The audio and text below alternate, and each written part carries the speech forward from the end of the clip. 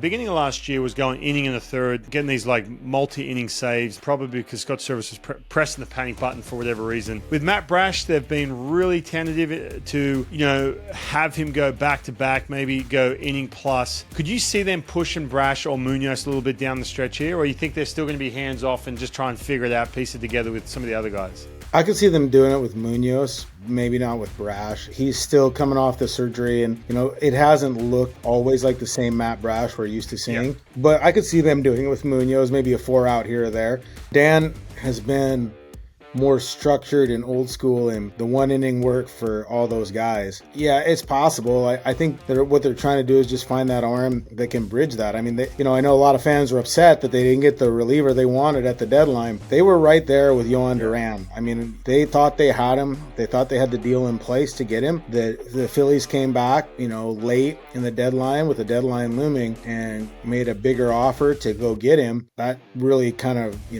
it would have been like a perfect trade deadline for the Mariners if they were able to get Yohan Duran, because then everybody slots around a little differently. Then maybe you're using Brash in the 6th and not in the 7th, or 8th or whatever. Yeah, they just weren't able to get that guy, and they haven't been able to find that guy. Bizzardo has been great. Like, he's been better than I thought he would be. Right. And the injury to Trent Thornton hurts. Maybe Emerson Hancock can help them.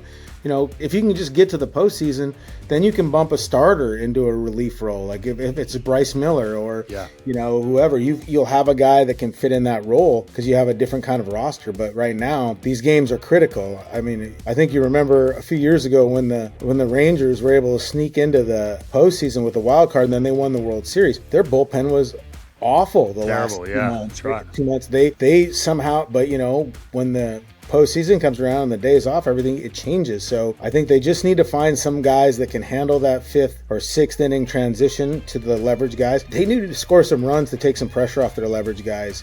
Gabe Spire, they've run him really, really hard. And I mean, he is so vital to what they need to do. And you just got to make sure that you're getting enough run support that sometimes those guys don't have to work games.